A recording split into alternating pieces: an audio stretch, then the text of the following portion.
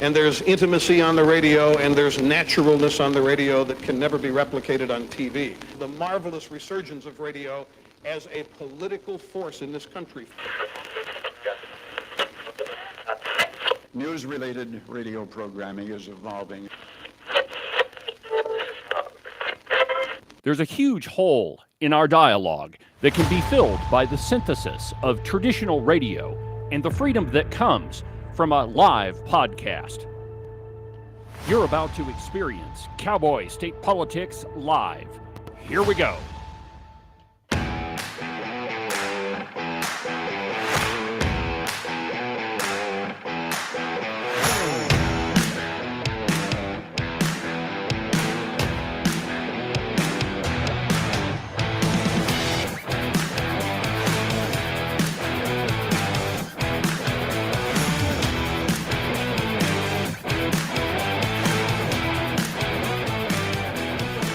Good morning, my friends, and welcome to another incredible installment from very high above all the puerile and insipid forms of Wyoming mainstream media. This is Cowboy State Politics.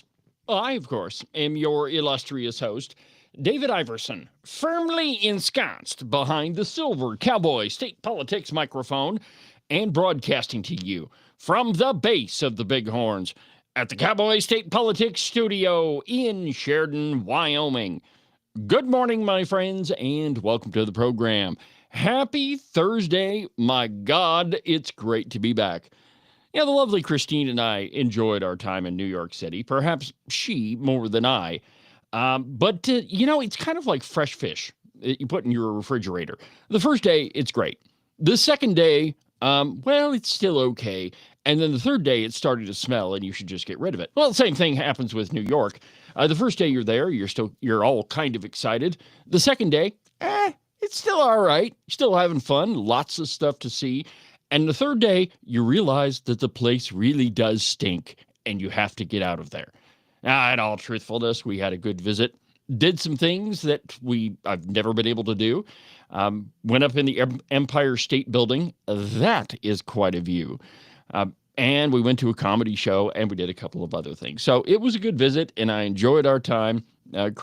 Christine's been there several different times, but that was my first trip. I have to tell you, though, I'm glad to be back. I am definitely not a city guy. You don't have to worry about that. They would have to pay me an extraordinary amount of money to get me to move to a big, giant city.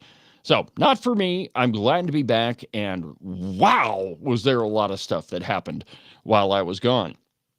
Now, we already knew that Megan Degenfelder was going to jump into the race. Oh, by the way, at the top of the second hour, we'll be joined by the Superintendent of Public Instruction to talk about her candidacy, and I've got a lot of different questions for her, as you can imagine. This will be her first interview on the program, and so she's going to get the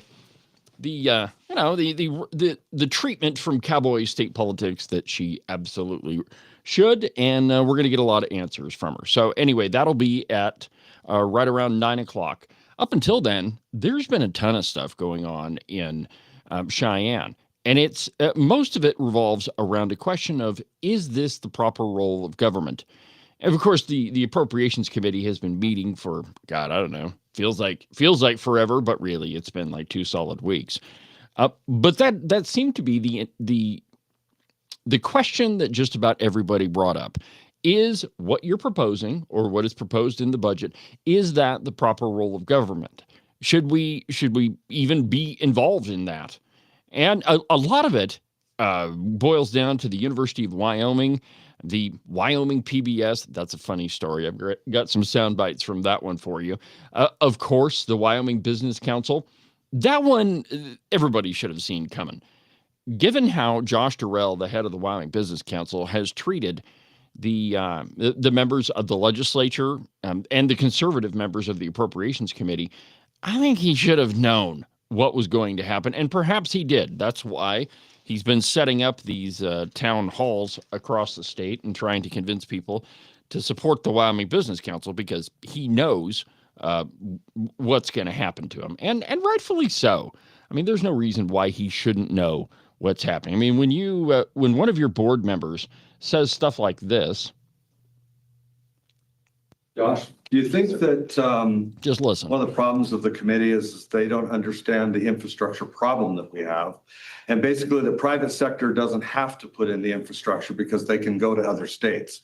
And I think when listening to them today almost made me think of them as Neanderthals, because they're thinking that somebody's going to bring in this infrastructure and pay for this. All right. So if you don't agree with Josh Durrell and his board, then you are a Neanderthal. Now, you can't say stuff like that and expect that the people you're calling Neanderthals are going to give you any money. That's just idiotic. But that's what happened. And now everybody's shocked that the Wyoming Business Council has been defunded. So there's plenty of stuff to talk about. And by the way, over the weekend, weekend for me, everything's still starting to blend together. But I did see a post of Ozzy deciding to run for governor. But I got a note late yesterday that even though he announced he was going to run for governor, there's this little itty bitty issue of him having to live in Wyoming for 5 years before running for governor. So that one you may not have to worry about. I'll verify that, give him a call a little bit later. But that's what I heard late yesterday.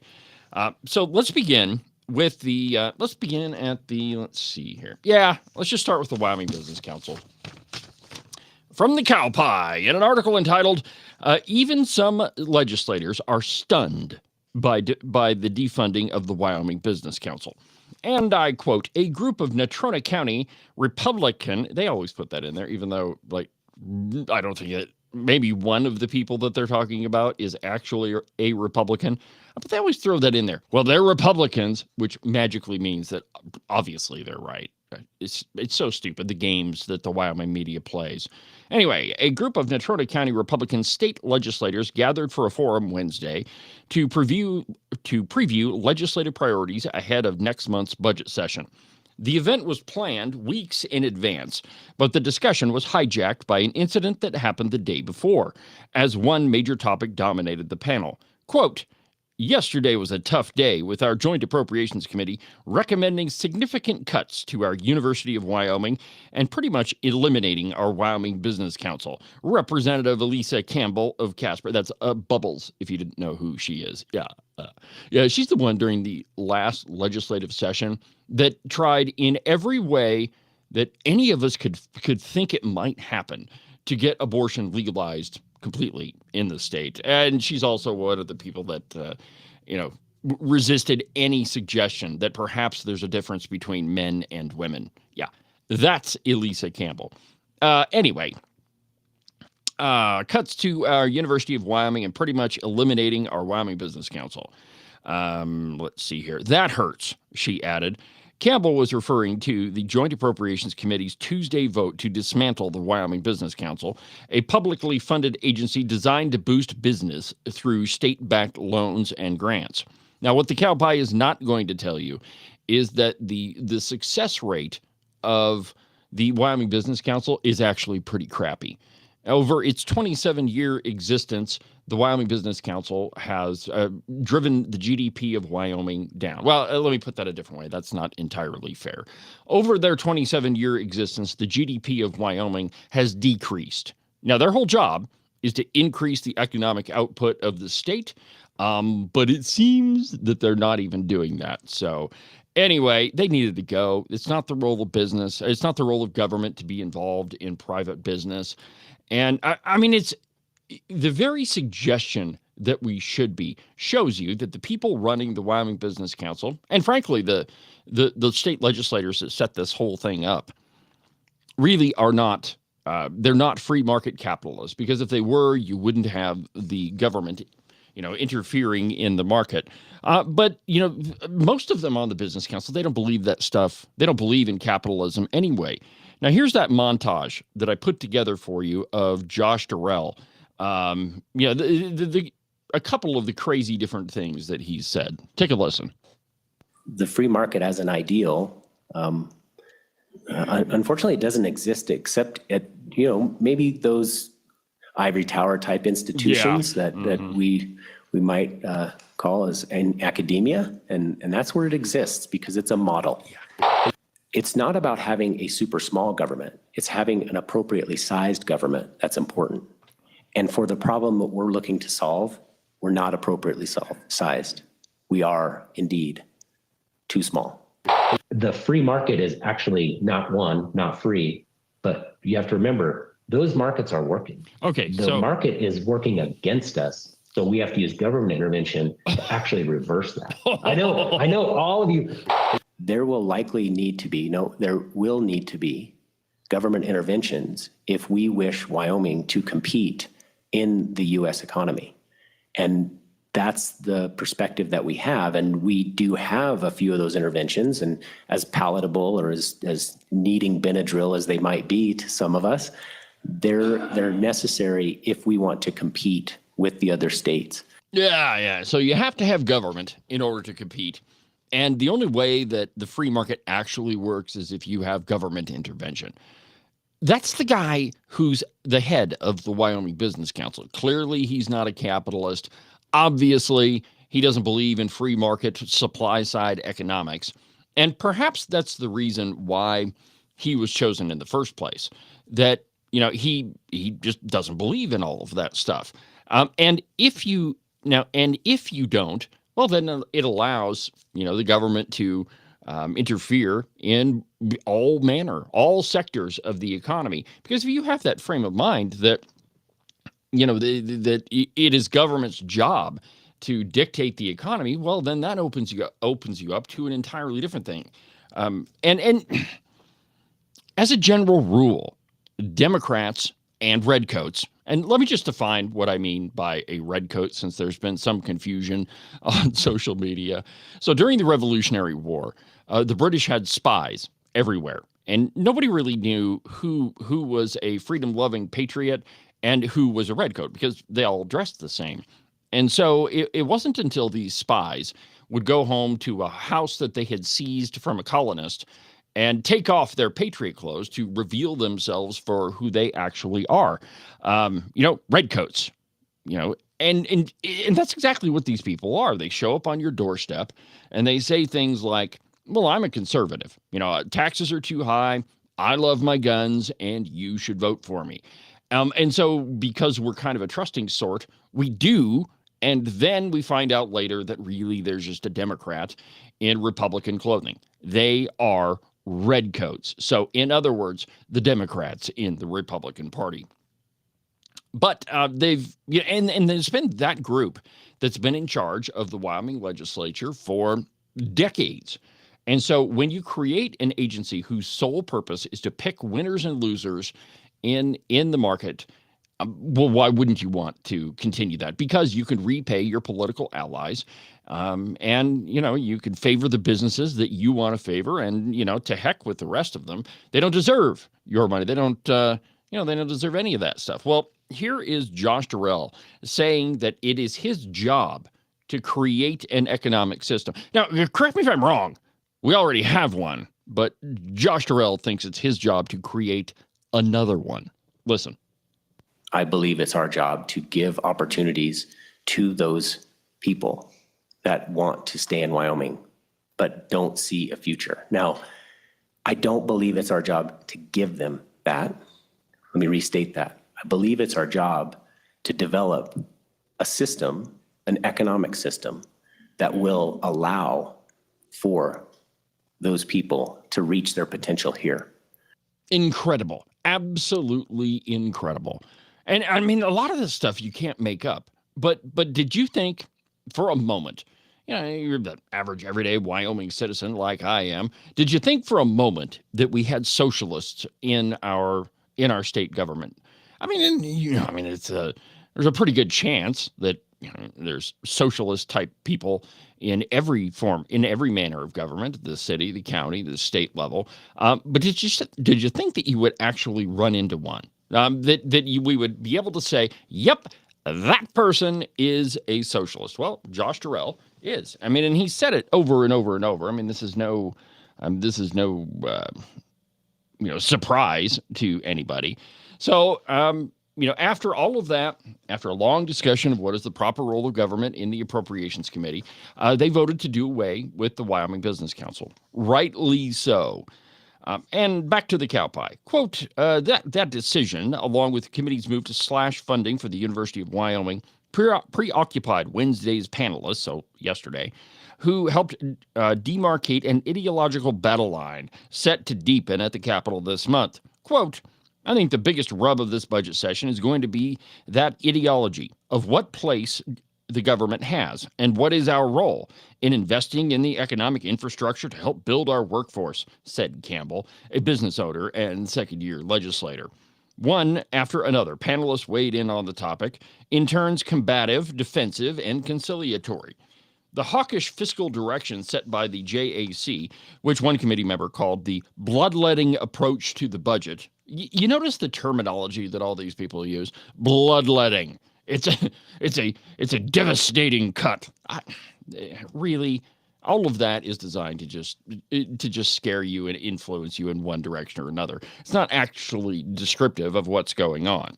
Anyway, so one committee member called it a bloodletting approach to the budget. And it could undercut the long-term viability of the state's second largest sector, hospitality and tourism, says Bill Landon, chairman of the Senate Travel, Recreation, and Wildlife Committee. Quote, the numbers speak for themselves, Landon told the forum. Bill Landon is the last person that you would ever think, like if you just met him on the street and had a 10-minute conversation with him, you would never assume that guy is actually a Republican. I mean, he is one of the most liberal voting members of the entire legislature. Quote, here's what Landon said. Last year, almost 9 million visitors helped generate $1.5 billion in economic activity, along with $278 million in sales and use tax revenue, all of which depends on 40,000 workers. In this billion-dollar industry, access to trained workforce can make or break businesses, he said. Wyoming is already struggling to retain its native workforce, and we'll see its job market erode further if the JAC majority gets its way, Landon argued. So there's this idea that if government is not involved, then we won't be able to create jobs. That government itself is the only entity in the world that can actually create jobs. The truth is exactly the opposite. Government does not create jobs, except for jobs in government. The only thing that government creates is more government. Now, the folks that actually create jobs that help the economy have nothing to do with government. They're your business owners. In fact, the vast majority of people in our state, and this doesn't hold true for every town, but the vast majority of people are employed by smaller businesses. Now, in some Wyoming communities, a majority of people are employed by government. For example, Buffalo is a great one. I mean, they have the U.S. Forest Service, the BLM, city, county, schools, all manner of government. So in that town, I would estimate that around 70% of people work for government in one way, shape, or form. Other places, it's not the case. Casper, Cheyenne, there's a lot of government folks in Cheyenne just because that's where the capital is. But the truth is, across the board, it is not government that creates jobs. The only job the government can actually create is another increase in government. That's the only thing that they do. And the logic in this is pretty easy. So government doesn't have its own money. The only money that they have is yours, money that they take from you. And it's who was it that said taxation is force at the business end of a gun or something like that. But if you don't pay your taxes, they take your house. You can face criminal charges, all of those things. So you have to pay your taxes, and then that money, confiscatory or otherwise, which I think all taxes are confiscatory. But anyway, that's the only cash the government has in the bank. And so when the government creates a job, and that is just adds to government, it works out pretty good for the person who got the job. Let's say, let's say you get a job working for YDOT. Pretty good for you, pretty good pay, pretty good benefits. You get state benefits, state retirement, all of that. And when you get your state paycheck, it's pretty nice because it's, you got to have cash to live on. And you go to the grocery store and you spend your state paycheck at the grocery store. Now, you might say that, well, that's generating economic impact, an economic impact because you're spending money in the economy. However, really, all it's doing is recycling tax dollars. And at the point at which your government paycheck gets that you spend it somewhere out in the economy, you buy a car, you buy groceries, or whatever, that money has already been taxed. And then you spend it, and it is going to be taxed again, which it creates what am I I'm trying to say? Man, I'm at a loss for words here. An ever increasingly reductive system in which money gets taxed over and over and over. But none of that actually increases economic development. The only thing that does that is if you create something new. You create a new product or a new service, or you set up something new in the economy. That's the only thing that generates new economic revenue, not government. It's actually impossible for the government to do that. But these jokers down in Casper, Lisa Campbell, Bill Landon, Bonehead, Brian Boner, and whomever else was there, that's obviously something that they don't grasp, that the government cannot create jobs. The only thing the government actually does is reduce jobs in the private sector through burdensome regulations and overtaxation. When a private business can't afford to pay the taxes or to pay the money it takes to jump through all of their bureaucratic hoops, what do? They reduce the amount of employees they have, reduce the amount of cash that's going out the door. So really, anything that the government does in the hopes of creating jobs, it does the opposite, because you have to have more taxation, you have to have more regulation. And so really what government ought to do is to reduce taxes and regulation and allow the free market to operate. But you have two different belief systems in government. You have the folks that like Bill Landon Bill and Josh Durrell, and they believe that government has to be involved in everything, and the only way to succeed is through government. You have those folks. And then on the other side, you have the free market capitalists that believe that government needs to get out of the way. Reduce burdensome regulations, reduce picking winners and losers. In fact, don't even do that at all. Get government out of the market. It's not the role of government, never has been. You'll not find it anywhere in this document. You won't find it in the U.S. Constitution. Nowhere does it say that it's the job of the government to monkey around with private business. You just won't find that. But that's the problem we're having. And so I guess, let's see here. Well, I've got another piece about Gordon whining about not defunding the Wyoming Business Council. Let's go there, and then we'll talk about Wyoming PBS. I've got some great sound bites for that. So the Appropriations Committee voted to defund the Wyoming Business Council, rightfully so. And now the governor, Gordo, he's pretty much whining that they're doing that. Now, this is a piece in the Turkey Vulture, the Wyoming Tribune Eagle, entitled, "Governor Gordon Asks Lawmakers Not to Defund the Wyoming Business Council." And I quote, Governor Mark Gordon is asking the legislature's Joint Appropriations Committee to continue funding the Wyoming Business Council, as some on the panel question whether the state's Chief Economic Development Office is necessary. The truth is, it's not. We have two of them. We have the Wyoming Grants Office, and we have the Wyoming Business Council. They pretty much do the exact same thing, except the Grants Office is way more efficient at it. So, two duplicative agencies doing exactly the same thing.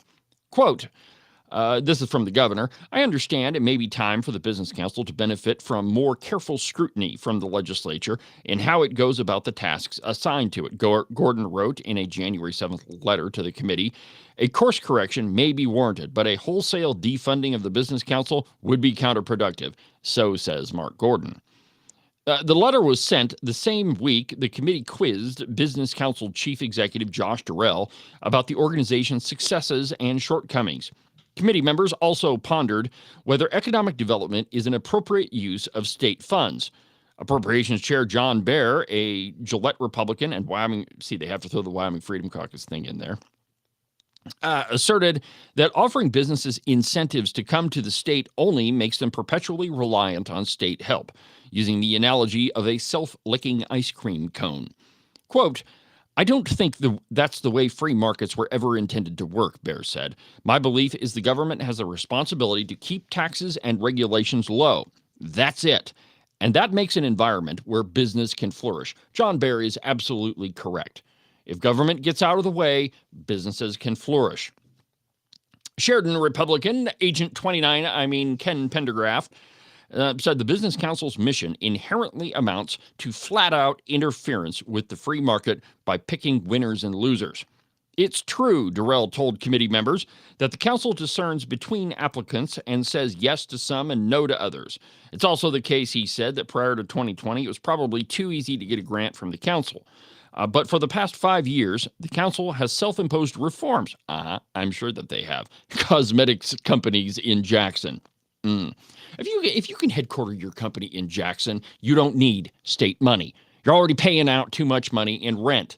If you were a smart business person, you'd move it out of Jackson, pay about 50% less on your rent, and put that money into your business. But anyway, we gave them a loan. In fact, $2 million worth. We'll have a story coming on that one in a little while. Let's see here. Durrell says, we're not creating a self-licking ice cream cone where we're propping businesses up. In fact, if you look at the rule changes that we've made and the statutory changes that we've requested, they are actually for self-reliance. So what we're doing is in line in a lot of ways with what you're saying. Now, after Josh Durrell said all of this crazy stuff, let's see here. And tell you know what? I've got a piece of audio here, and it's Agent 29, Ken Pendergraft, and Josh Durrell going back and forth about the free market. Listen to this. It's kind of long, but I think it's worth playing. Then we'll listen to this and then go to a break. And you and I have had many discussions about the free market. And on one of them, I believe you essentially said the free market is the problem, and I'm taking that out of context. So I would like you to put that in context for folks here. What is your view of the free market or the state of the free market in the United States today? Mr. Chairman, first of all, Representative Pendergraft, it is always a pleasure to get to talk with you. I really appreciate the fact that you are also seeking the truth, and we will be happy to provide the information and the analysis of the outmigration. That is something that, gosh, I hope we're wrong. Our population and the demographics of our population would say that that's probably right on. But I would also ask that you send us your stuff. As I mentioned, we're after the truth also, and we're not in a place where we think we're right. We're actually trying to get it right, and I think the conversations like this are a key component of that. So I just appreciate the dialogue that you and I always get to have, and I appreciate the way in which you keep an open mind, because you do. So I appreciate that. As far as the market, I think we should remember that the free market as an ideal, unfortunately, it doesn't exist except at maybe those ivory tower type institutions that we might call as in academia, and that's where it exists because it's a model. However, the market that we exist in today does have competition from other places. The market that we have today has been monkeyed with. Whether that's a great thing or not, well, the U.S. economy, and it tends to bounce around a little bit, and maybe we'll see some level of reckoning at some point. But today the problem that we have is that we are seeing our youth migrate to places with greater population, and so the market is working against us. And that was the context that you and I spoke about a week ago. The market is working against rural America, not just Wyoming. It just happens that Wyoming may be the most rural of America. And we experience. So you get the whole context there of Ken asking him in front of the committee, hey, you said the free market is broken. What do you mean by that? Well, I think that he tells you everything you need to know about him right there. And these folks, like the Governor Gordon, the folks down in Casper we were talking about, which, by the way, I just got a note that was a pretty interesting conversation last night. I'll see if I can get a hold of some of the audio of that. Because if Bill Landon actually said that there is no free market, we've definitely got to have that one. But that was the note that I just got. So the governor and apparently all these redcoats in the Senate think that we have to have the business council. Now, Governor Gordon, of course, he thinks that because he has been engaged in his own picking winners and losers for a long time. That's why he has those energy matching funds. It's hundreds of millions of dollars that are just in Mark Gordon. Man, I'm having trouble talking this morning. I've been in New York City too long, but that the governor has discretion over using. So, state government wide. We engage in picking winners and losers, and we claim that that's creating jobs when it's really not. So let's go ahead and take a break. And when we come back, we'll continue this discussion. We got to talk about Wyoming PBS. This is fantastic. But we'll do that after the break.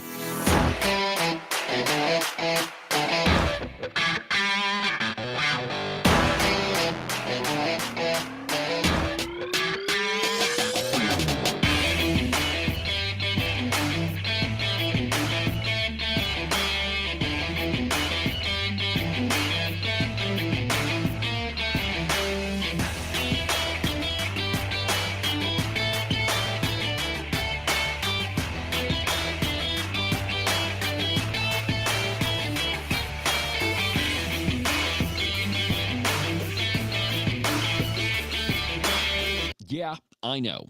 The weather seems to be toying with us. 60 one day, 42 the next, and pretty soon, my friends, those 6s and 4s are going to turn into 3s and 2s. Though we all want to avoid it, that white stuff is coming, my friends, and you will be shoveling the walk in it. It's cold, it's unpleasant, and nobody likes to do it. But you could make it just a little bit more comfortable and prevent your feet from turning into a giant block of ice. In fact, you could keep them nice and warm and toasty, and your toes will never even know that they're outside. The rest of you may be frozen solid, but at least your feet won't be. To make all this happen, you just need a pair of socks from the Buffalo Wool Company. They are the finest socks that I've ever put on my feet. To get you a pair, go to their website, thebuffalowoolco.com. Trust me, you won't be disappointed. Are you one of those guys that listen to the president just a little bit too closely and now you're tired of winning? Are you getting the feeling that there's been way too many good things happening in our country and you just can't take it anymore? Well, if you are, and you think you should follow Rosie O'Donnell's example and get the heck out of Dodge, you need to call Rebecca Bextel at eXp Realty. She'll make those foreign country living ideas a reality for you. All you have to do is call 307-699-3519, and she'll make sure some freedom-loving, red-blooded American will now live in the home that you no longer want. If you want to sell your house, or if you want to buy one that's way better than the house you have right now, give Rebecca a call. Again, her phone number is 307-699-3519. I've never felt the freedom like I do. I feel stronger every day, don't you? Well, I can show you how. A new day, a new way. Watch out, I'm only gonna get stronger. A new day, a new way. Watch out, I'm only gonna get stronger. A new day, a new way. Watch out, I'm only gonna get stronger. A new day, a new way. Watch out, I'm only gonna get stronger. I've never felt the freedom like I do.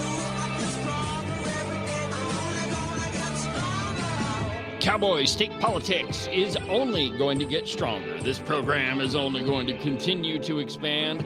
Very, very, very soon, we'll be celebrating the 1,000th episode of Cowboy State Politics. I'm working on a very, very special guest for that program. I can't wait to tell you about it, but it's going to be a pretty good celebration, and I'm very excited, and it's all thanks to you. I wouldn't be able to do what I do without you watching and listening and paying attention and being engaged. This audience is by far the most engaged audience that I think anybody in the state has, like any program. I mean, you guys are awesome. And it's, I should tell you this, that nothing gives me a bigger charge than for me to talk about something on the program. And then a little bit later, after everybody's had a chance to listen, that I see that same information popping up in other places on social media. You guys are engaged. I know that you do your own homework, and I couldn't be prouder of you. So thank you for watching. Now stick with me. Up at the top of the hour, we're going to have Superintendent of Public Instruction, Megan Degenfelder, joining the program. We've got a lot of questions for her. If she's seeking the governor's seat, well, we gotta have some talk. We gotta have a talking to Superintendent Degenfelder, and we're going to ask her a whole bunch of questions. It's pretty excited to visit with her. It's the first time she's been on the program, so that's going to be at the top of the hour at 9 o'clock. Let's see here. Oh, and by the way, Rebecca, my new business partner, wanted me to mention to you that she just listed a great new property down in Lingle. It's an 88-acre ranch. It's got a horse arena on it, a barn, great location. It's got a huge 3,800 square foot house. So if you're interested in a ranch property, you should give Rebecca a call. Her phone number is 699-3519. 699-3519. All right, so let's get back to the governor's letter about the Business Council. Let's see here. The Business Council requested $112 million for the next biennium for a 2-year budget cycle, but Gordon, in his recommendation to lawmakers, trimmed that back to $54.6 million. The governor didn't include nearly $50 million for an ongoing broadband build-out effort. It's because broadband is, it's a loser, I think. Technology is advancing faster than we can actually put it in the ground, and I just think it's a giant waste of money. The question of whether economic development is the proper role of state government, Durrell added, makes for a good discussion, but it doesn't change the fact that Wyoming is in stiff competition with every state in the nation because they'll all heavily invest in economic development strategies that include business recruitment. You have to be able to compete, and the way that you compete is interesting, and it's hard to explain, but at least you compete. It's the most circular and ridiculous thing I think I've ever heard. It's something I'm definitely interested in as an interim topic, Sherwood said. Of course, Trey would say that because she doesn't want the Business Council defunded, because if it is, there's going to be one less way that the Democrats can pick winners and losers. And by Democrats, I do mean Trey Sherwood is a Democrat. By the way, it wasn't that long ago that she was on the program. We had a fascinating discussion. One of my favorite interviews over the last year, by the way. Let's see here. Gordon, in his letter, told the committee that he implored committee leaders to examine but not defund. Quote, throwing the baby out with the bathwater could be short-sighted and significantly diminish Wyoming's ability to compete successfully in President Trump's considered efforts to bring industry back to America. Wyoming has always sought to get to yes within the private sector. Defunding the State Economic Development Agency is a flashing neon sign that says Wyoming is closed. No, it isn't. It's a flashing neon sign that says you can be self-reliant here, that we can get government out of your way, and that you can open up a business. I mean, that's what Wyoming's business environment is all about. That's why, though there are some downsides to this, that's why we have such loose LLC laws, so that it makes it easier for you to start a business. And so, whether that business or fails is entirely on your shoulders. It doesn't need to be on anybody else's shoulders, except for yours. And certainly the government doesn't need to be involved in any of it. So anyway, my friends, they're going to defund it, and we'll see where that ends up. It's the legislative session, and so the Appropriations Committee makes their recommendations, and then it goes up for debate, and you have to have a vote on all of it. But at least the starting point for all of this is, we're saying no to picking winners and losers, which I was in New York City watching all this stuff from afar, but I have to tell you, I've been pretty impressed with the Joint Appropriations Committee. Let me tell you about another thing that they did that I think this is great. They defunded the Wyoming PBS. And I've got a number of sound bites here. But here is, and it was, again, Agent 29 making the motion to get rid of it. And listen to what he said, because I have to say that, man, it is such a charge when I get to hear legislators say something that maybe I suggested. I'm not going to take any credit away from 29. He did this all on his own, but it's pretty great. Listen to it. The amount of $1,698,084 with the intent of defunding Wyoming Public Radio. All right, is there a second? Second by Representative Smith. Discussion? Seeing none, all those in, Mr. Chairman, Representative Sherwood? just again for the folks at home, if the bringer of that motion could give us some context on the reasoning, that would be much appreciated. Thank you. Representative Pendergraph? Thank you, Mr. Chairman, and thank you, Representative Sherwood, for allowing me the opportunity to speak on this. It's no secret that at the federal level, a similar thing has been done up there with the Trump administration in taking public funds away from so-called public media. They have removed the funds here within the state, and we're following suit. It is not the role of government. It is not the concept of government to have a media extension like a Pravda.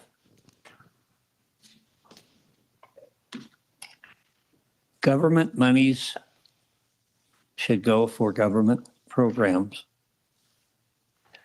If Wyoming Public Radio, if NPR, if all of these elements are as good as they say they are, let them compete on the free market with everybody else.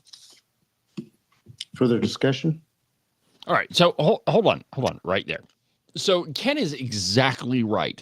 We're always told that the Wyoming Public Radio, they have such great programming, great and valuable, and it's so incredible that we all have to invest in it. We have to give them money. Well, if it is indeed such good programming, and if it's so great, then why can't it compete on its own? Why do we have to throw tax dollars behind it to prop it up? If the stuff that is produced by Wyoming Public Media is of such high quality, then it ought to be able to compete with everything else on the internet. I see no reason why it shouldn't. And if as much work that goes into it creates such a fantastic product, then there's absolutely no need whatsoever for you and I to pay for it. And secondly, it is entirely partisan. And it frustrates me to no end when I see conservatives go on, Wyoming Public Media for an interview under the guise of it being entirely fair and it being entirely nonpartisan. So they give an interview, and then later you see a slew of radio reports and articles that are printed, and every single one of them are, favor the liberal position. And it really is, as Ken says, an extension of government. I mean, it's a version of the Pravda. I mean, if you're paying for media coverage, of course, they're going to be in support of more government. I mean, it's absolutely ridiculous. Let's continue with the soundbite. Director Richards. Mr. Chairman, in addition to a decrease of this unit by the amount stated, 1.698 million, understanding your intent here, would you like a footnote that indicates no fund shall be expended on, or could they take money from elsewhere? Representative Pendergraph. My preference would be no money shall be extended on, period. Okay. Mr. Chairman, just clarification on that. Are we saying that they are not able to use any state funds that pass through UW's block grant, but if they have private funds available to them, they can still access those? Representative Pendergraph. Thank you, Mr. Chairman. Certainly, private funds are available. I would like to see these entities succeed on their own privately. I just want to remove any state monies, any government monies from the package. All right. So, I mean, he is exactly right. There is no reason why we need to be funding Wyoming Public Media. And here's the crazy part about it. So in the big, beautiful bill, the Corporation for Public Broadcasting, which no longer exists, by the way, they dissolved themselves, was completely defunded. And for the very same reasons that Pendergraft is arguing here, that we don't need to fund them at the national level. And if indeed they are as great as everybody says, then they should be able to compete on their own. And so they weren't getting any federal tax dollars. And so Wyoming PBS and Wyoming Public Media, I mean, I'm just going to lump them all together. They came running to the state asking for millions of your dollars to replace the funding that was taken away at the federal level. So why should we fund a government media source? We shouldn't. I mean, it's absolutely ridiculous. And I mean, it's a waste of money. And if they're as great as everybody says, well, then let them compete with everybody else. There's no reason why I should have to compete with an outfit that, and all right, so this program, I mean, it's nowhere near the size of Wyoming Public Media, but I still have to compete with them. And why should they get tax dollars? And well, I wouldn't take them anyway, but there's no reason for it. I mean, it's just so. Well, anyway, so Ogden Driscoll and Kangaroo Mike Giroux absolutely blew a gasket at this suggestion. Here is what Kangaroo Giroux had to say about the defunding of Wyoming Public Radio. Check this out. Once again, I understand the concept about using state dollars, but where you lose me is when you say things like Pravda. Because they Let me are. explain why. Because then it leaves the impression that what you're doing is you're against it because of what they're saying, not the fact that they're saying it. And that is a slippery slope. That was we go down. So today we don't like public radio because of what public radio.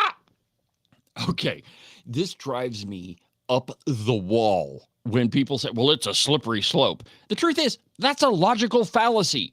It doesn't follow that all bad things are going to happen because you took this one action. To say that, well, it's a slippery slope, that in and of itself means that you're admitting to buying into the logical fallacy. It's not actually a thing. And the second thing that the soundbite points out to you is that Giroux can't argue the point that we shouldn't have government money propping up a media source. I mean, he's not arguing that. He's attacking the language. When you say things like Pravda, it leaves it's about what they say, not that they're saying. It's total bullcrap. You see, Democrats and redcoats always move to this position of where they attack the way that you say things. Oh, you're demonizing people. I mean, it's absolutely ridiculous. It's a red herring too, by the way, which is also a logical fallacy that you're not addressing the core issue, and that is why should we be giving your tax dollars to media organizations, and every other media outfit has to compete against them in the free market? Like, they don't get government money, nor do I think that most, and that's not true.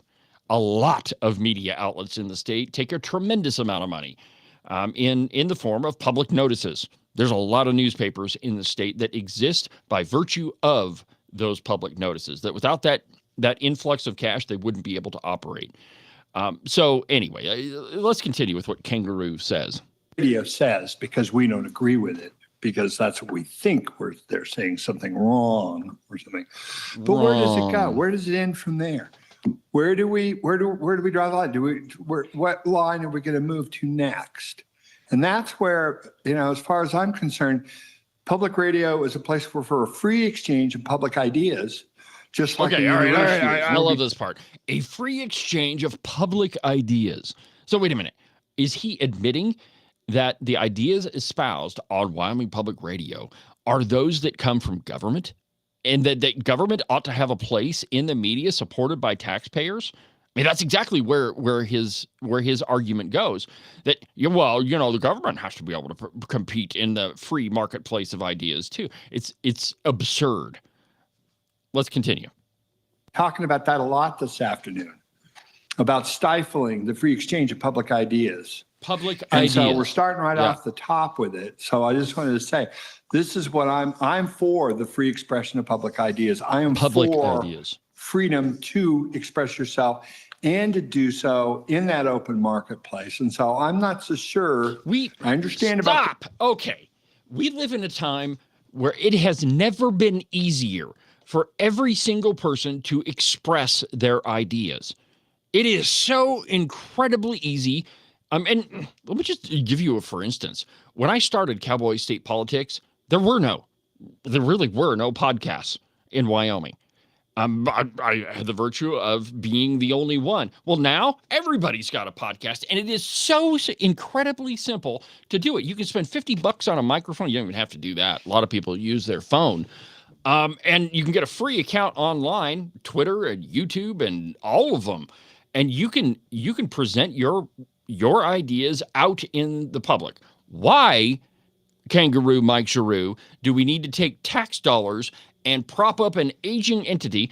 And it's not in this soundbite, but in one committee meeting, Wyoming Public Media was saying that their antenna, I don't even know anybody uses an antenna anymore. But anyway, their antenna at the University of Wyoming is from the Cold War era. One, why are you still using an antenna? Two, why haven't you used all of the probably hundreds of millions of dollars of Wyoming taxpayer money that has been given you to upgrade that antenna, which you admit is from the Cold War era? Why haven't you done any of that? And why are you even using an antenna to begin with? It is the height of government waste. I'll answer all of those questions because they haven't needed to. Because they have been propped up with your tax dollars for so long that they can continue broadcasting, which is, again, if they're using an antenna, is remarkable. But they haven't needed to advance. They haven't needed to change. They haven't needed to adapt to the way the market works right now because they have your money. It's, just infuriating. Roll of government part. But then when you say that, you lost me. So thank you, Mr. Chairman. Yeah. Any further discussion? Seeing none, all those in favor of Representative Pendergraft's motion, please say aye.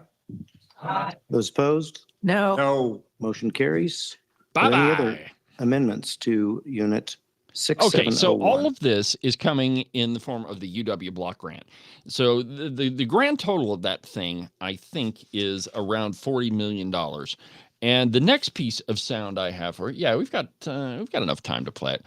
We have Megan Degenfelder coming on the program here in about, looks like 7 minutes, but we can play this. Here is old Ogden Driscoll, responding. This one is great. We had seen for years, hated cows, hated grazing. He said, she taught me more about being a good lawyer defending the things you like. Okay, now he's talking about the block grant to the university and how there's all these crazy programs. And right there specifically, he's referring to a professor that hated cows. But just listen to what he says right after this. The other professor in my law school. And that's my admonition is, my kids came home from school, told me how bad it was at Laramie. I bitched about it when I was there. Overall, I think the university does a great deal. If we're going to beat them up, folks, let's get a scalpel out. Let's find the stuff you don't like. And this is what big boys do. Oh! Cut out the stuff you don't like. You talked about some programs the other day. Selectively eliminate those programs. Now you've sent a message. The $40 million, you protected my ag guys, which in the past they've took a pretty good hit on some of these cuts. But you probably didn't help the School of Engineering or some of the other stuff that's big in Wyoming. So stop. Now, I didn't get the soundbite, but in that meeting, Ken goes on to explain that the reduction they're talking about is a 10% cut to one part of the university's funding mechanism. 10% of one part of the whole. So it's not even a 10% cut across the board. It's nowhere even close. The truth is, there is not a budget anywhere that couldn't survive a 10% cut. Prior to COVID, I think prior to all the CARES Act, the governor demanded a 20% cut across the board to state government. State buildings didn't fall down. The streets didn't crumble. None of the apocalyptic arguments that come from the Redcoats and the Democrats even happened. The truth is, everything worked just fine.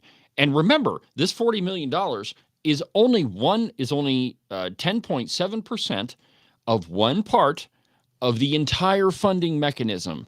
So it's not a 10% cut across the board. It's a small reduction, and again, $40 million is not small, but it just shows you how much of your money actually goes to the University of Wyoming. It is a tremendous amount. From the Cowboy, an article entitled, Wyoming Lawmakers Propose Cutting Governor's Budget to UW by $61 million. The Wyoming legislature's most powerful committee voted Tuesday to reduce the governor's recommended state budget for the University of Wyoming by 12.6% or $60 million. So that's including other cuts. So the Cowboy is putting it all together here. If both chambers of the legislature agree to the maneuver, that denial of funds would include a $40 million cut to the school's state-funded block grant. The denial of $6 million UW requested to deal with spiking athletics costs in the wake of name, image, and likeness in the legal shakeup, and the state-funded defunding of Wyoming public media. The debate is ongoing as all 93 lawmakers have a chance to weigh in on it. But the proposed cuts are as follows. Quote, $40 million to the state's block grant to UW. The denial of $12.5 million to the UW requested to obtain matching donations and grants. Now that's Ken and I have talked about that on the program before. But what it is the university uses your money to go out and say, well, hey, if you private individual over here give us cash, the government will match it.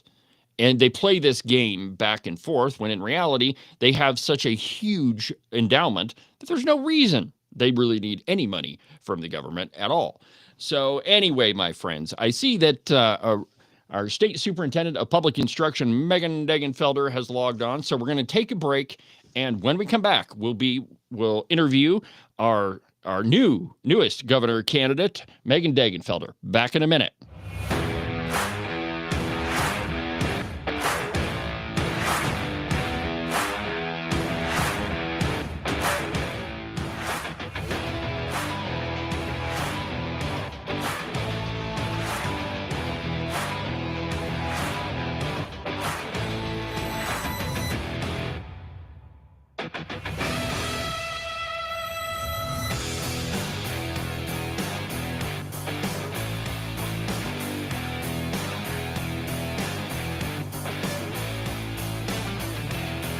Make sure that you subscribe and follow the Cowboy State Politics podcast. You can do that from the website, cowboystatepolitics.com, or anywhere that you get your podcasts.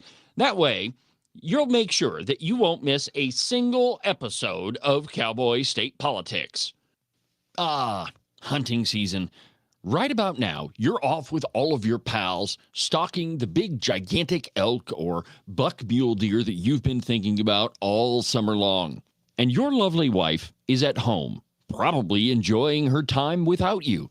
But soon, my friend, all of that is going to come to a screeching halt. And I want you to think about just one little thing. She's able to park her car inside the garage because all of your hunting crap is with you right now. Now, if you'd like the marital bliss to continue, I suggest you make a call to Marcos and Jesse at Morton Buildings. Their phone number is 307-674-2532.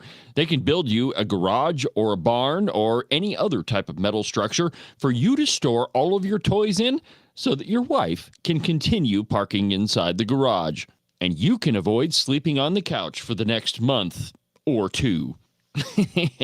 Call Morton Buildings. Their phone number is 307-674-2532. Get them to build you a metal building before it's too late.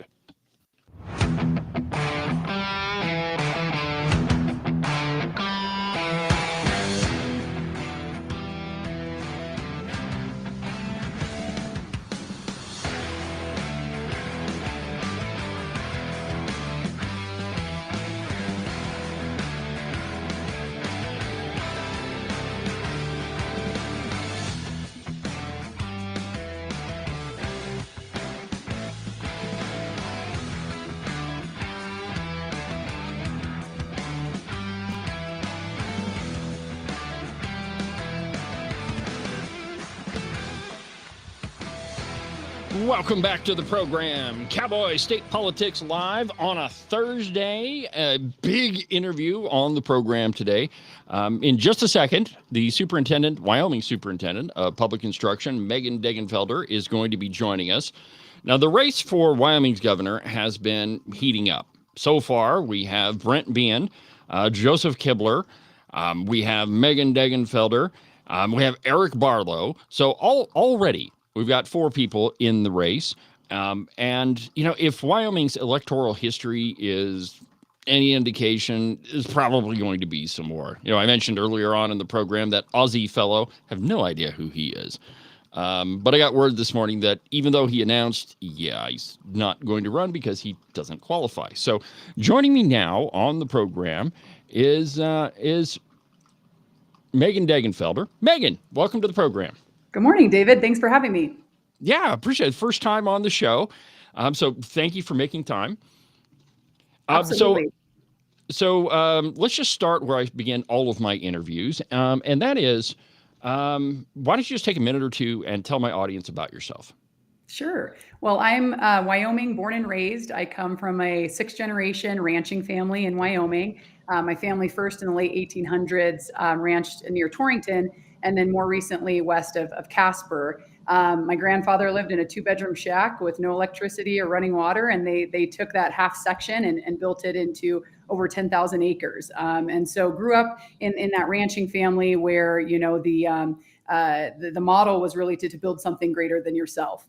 And I grew up going to public schools in Casper, went to the University of Wyoming. That's where I met my husband. He's from Cheyenne. And built my career in the mineral industry. I worked for one of the nation's leading coal producers up in Gillette. And then before I was superintendent, was working in the oil and gas business. I'm 3rd generation in my family to work for oil and gas companies. And so that really runs in my blood. And then my career has obviously spanned into education. You know, I really believe in energy and education as the 2 most critical tools that we can offer here in Wyoming.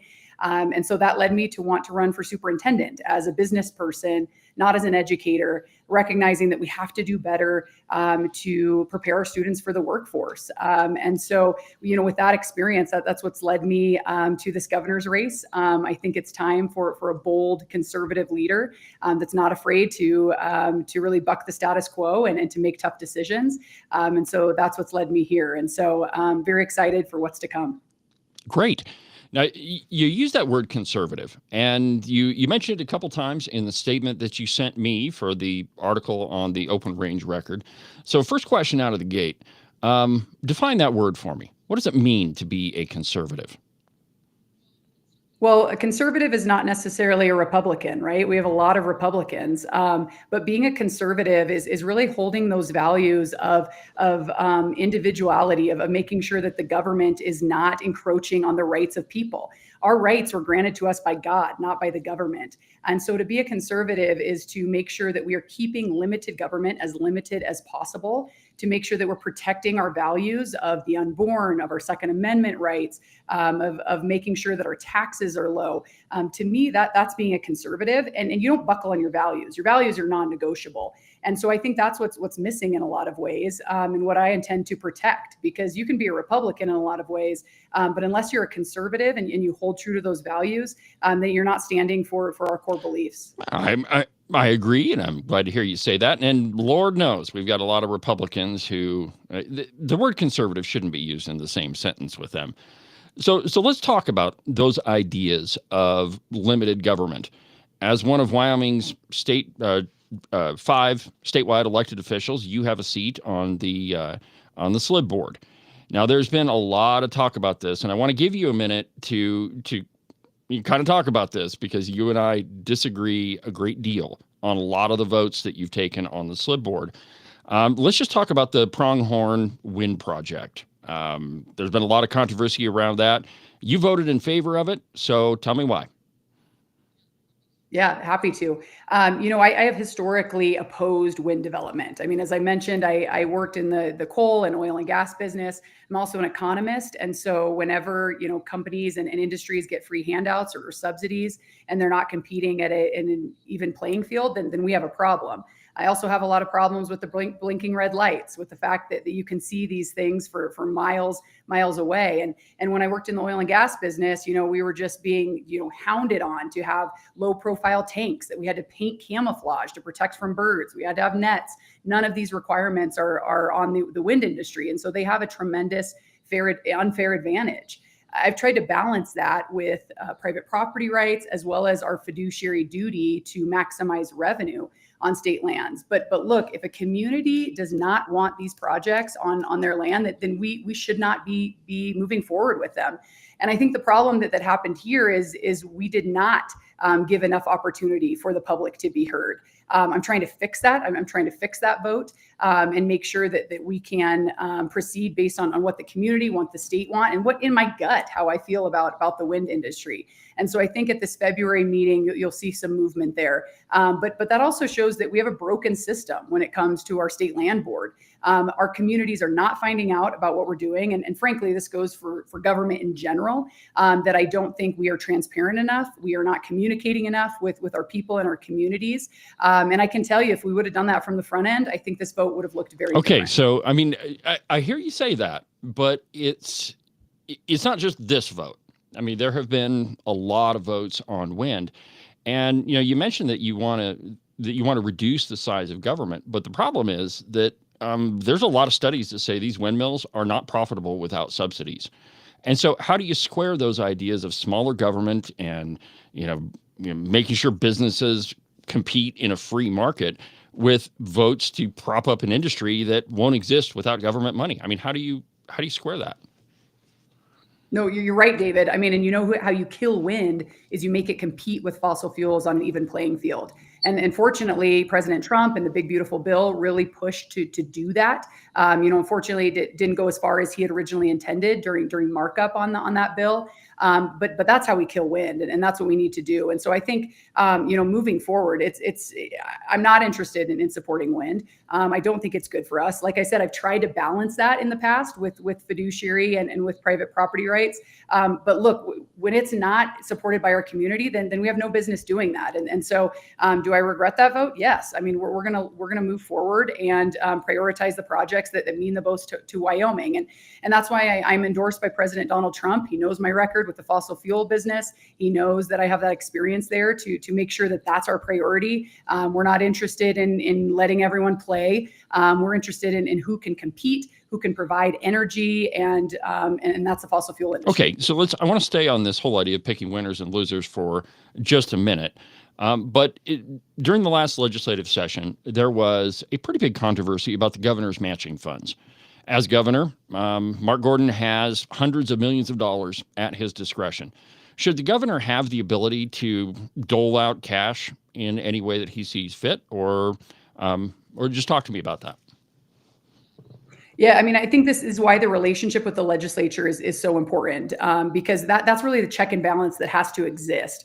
We can't just unilaterally be funding one business over the other. That's, again, I'm a free market economist, and that's a problem when we can do that. I think we need to look to how we build the Energy Authority, the School of Energy Resources at the University of Wyoming, to really propel the energy industry forward. And I've always had a problem with that, being able to really pick winners and losers. And that's why it has to be a balance with the legislature. Okay, now I try really hard on this program to be responsive to my viewers. I mean, all day long. When I published that article about your pre-announcement endorsement, whatever we want to call that, I got a lot of questions. And one of the big ones was, you're an economist. Why did you go to school in China to become an economist? That seems to be kind of contradictory to me. Well, first I went to school at the University of Wyoming. That's where I earned my degree in economics. But look, for me, I'm the type of person that I'm going to jump down the throat of the lion. And to know your enemy is the best way to defeat your enemy. China is our enemy. Thank God we have President Trump that has been able to lead, so strongly in that regard. I think more people should know and experience what is going on around the world and what's at stake in America. I think we've gotten too complacent with that. Too many Americans take for granted the rights that we have here. My experience in China has taught me so many things. Go through the list. Number one, I had to show my passport to go to a Christian church because Chinese nationals do not have freedom of religion. If that doesn't fire you up, it should, because that's what is at stake. You have to bring your actual Bible, because the Bible is banned online on the internet in China. People accuse me of being a book banner. They ain't seen nothing until they see what's going on in China. Historic facts that are banned from the internet. People that are just falling in line and saying this is the way it is. The inability to bear arms there. I mean, what I was able to see firsthand makes me the type of fighter that is going to recognize the enemy that we have in China and push back against it. And that's why I experienced that, to really see the rights and what's at stake here in America. All right. So for the last 4 years, you've been pretty much dealing with education almost exclusively, except, of course, when you're on the slip board. So let's talk about education for a minute. Wyoming spends a tremendous amount of money, around $21,700 per student every year to go to school. So as superintendent of public instruction, what have you done? And I realize that your abilities at the top position are somewhat limited in this area. However, what have you done to reduce the cost of education? Yeah, great question. Well, right now we're actually fighting. I'm named in a lawsuit that we're fighting against the WEA that is claiming that we're not paying enough for education. Preposterous. You're right. Wyoming has one of exactly. But they're not fans of mine, that's for sure. Wyoming, as you mentioned, has one of the most robust and generous funding systems in the country. We spend more per pupil than any state in our region and all but a handful of others nationwide. And so I believe strongly that the state has this one right, that we're fighting against the WEA that's making these claims, not to mention the work that the legislature is doing right now to make sure that our spending is appropriate. What I've really worked to do is create efficiencies both within my agency. We actually just went to Joint Appropriations Committee with a negative exception request. And we have tried to streamline things like career and technical education spending, make sure that we're cutting the red tape so that these dollars can get as closely to the classroom as possible. And then I've really been a big proponent of dismantling the U.S. Department of Education, because there are savings to be had there. You wouldn't believe the horror stories they have told me of the excess spending that's gone on in that agency, with the intent that more money is going to funnel to our states, directly to our states, who are the ones should be controlling education. Okay. So with that amount of spending, and it's a huge amount. I mean, education takes up a big chunk of our state spending every single year. So why then if we're spending so much money, why are our test scores, why are students not scoring above, well, frankly, mediocre? Why can't we move that needle at all? Well, David, as I'm sure you're aware, that it doesn't just get you results when you throw more money at things, contrary to some people's beliefs. What really moves the needle, and what we saw this year, we had increased results on our state assessment. It's when you double down on the things that matter. You stop spending time on trying to push political ideologies in the classroom, and you focus on making sure that kids can read, write, and do math. And so focusing on the basics, that's really the key here, and that we've really been pushing for. I think it just shows that the more money you throw at something, that doesn't always mean results. Now, we are doing better than most states in the country. That's a good thing, but we're staying pretty flat. And so we need to see growth. We have to do better. I've said that over and over again. That's why we're pushing hard at the state for supports for schools, for focusing on those things like literacy, right? Things that actually matter, not social emotional learning and DEI. That's not the key to success for our students after they leave the system. Okay, now literacy, that's a big one. I've seen a couple of studies where just about half of our graduating eighth graders, I don't know if we still have eighth grade graduation anymore, but half of our eighth graders are not reading or writing at a proficient level. So what have you done to fix that? Yeah, great question. So we promulgated rules regarding reading intervention and assessment, without getting too in the weeds and boring. That really initiates screeners for K through 3, making sure that we're screening kids and we know we can identify their difficulties earlier on. We've also got a big reform bill that's going to be before the legislative session, this budget session. As you see, a lot of conservative states, they're adopting the science of reading. Again, they're putting away all of this fluff and they're saying, okay, how do we actually use data to be able to direct children to how they learn to read. There's going to be pushback there, but we're raising the bar. We're doing that with the University of Wyoming College of Education, with the Teaching Standards Board of Certification. We have to raise the bar because in Wyoming, good is not good enough. And so that's really exciting work that we're working on right now. All right. Now we're about to hit a budget session, in fact, in a couple of weeks. And the last few weeks have been a flurry of activity from the Joint Appropriations Committee. So should you be successful in your run for governor, I want you to talk to me about the role of the government in the economy. They just voted to get rid of the Wyoming Business Council. In fact, unbeknownst to a lot of us, we actually have two agencies that do exactly the same thing. So there are a lot of ways that Wyoming state government is just shoveling cash to private entities. I want you to talk to me about the role of government in helping the economy. Does the government have a role? Should the government stay out of it? What's your thoughts on it? Well, you're absolutely right. That's why when folks, are critical of us spending money on education savings accounts because it will go to private individuals or private schools, I direct them, all right, look how much money we are paying, or school districts or the state, in private tracks that we're just shoveling money to. And so I think there's a lot of cleanup that we can have across state government in terms of our contracts, in terms of, as you say, shoveling money to these individuals and picking winners and losers. Again, I'm more of a hands-off government economist. That's really what my background is, and in the invisible hand, as it's mentioned. And so as we look at things like economic development, here's the deal. Our mineral industry is the bulk of our economy in Wyoming. If we are not doing everything we can to support that industry and then ancillary industries that directly support it, then all we're doing is we're increasing the pressure on our mineral industry.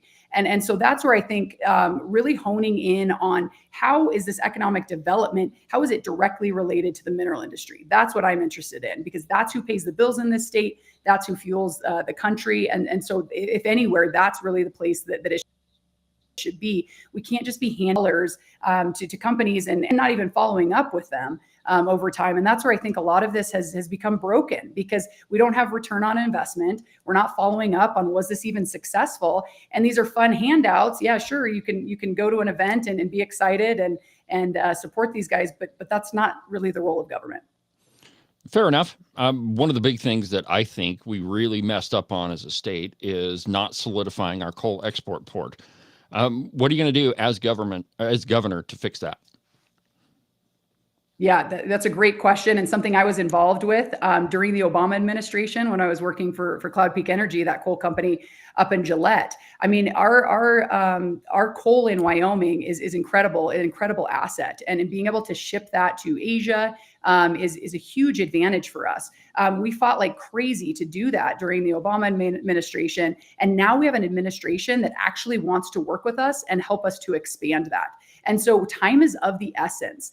Right? We have got to have a leader that is willing to take big risks and to work with the Trump administration to be able to get those projects done. And too often we have this excuse of it takes too long, or we have this issue or this holdup. Not when you have leaders that are really willing to roll up their sleeves and do the work. And so I think my experience within the coal industry, knowing how those projects can come to be, is going to be critical. That's why I have the endorsement of the president, and so I think that's absolutely on the horizon. There's so much more beyond that too, of how we make sure that we can produce our oil and gas. And particularly in a state like Wyoming, we're about half owned by the federal government, half the surface and half the mineral estate. And we have these kind of checkerboard areas where you have to be able to work with the feds to develop our state minerals or private minerals as well. And so having a leader that knows how to do that, how to put those plays together and actually develop, I think is going to be key, particularly with this administration and their support of those industries. There's going to be a whole bunch of people that are running for governor. My thinking is when it's all said and done, heck, there might be 6 or 7. Why should people vote for you? Well, I'm the true conservative in this race, and that's why I'm endorsed by President Donald Trump. I'm also the only candidate that has executive level experience running one of the largest state agencies. that we have, having experience working in the energy business and in education. And with those three things, that's really what it takes to be a strong leader in this state. I'm also really that person that's not afraid to take risks and be that disruptor. That can make people uncomfortable, but we cannot continue along this status quo system of government and leadership. We need bold reform. We need bold change.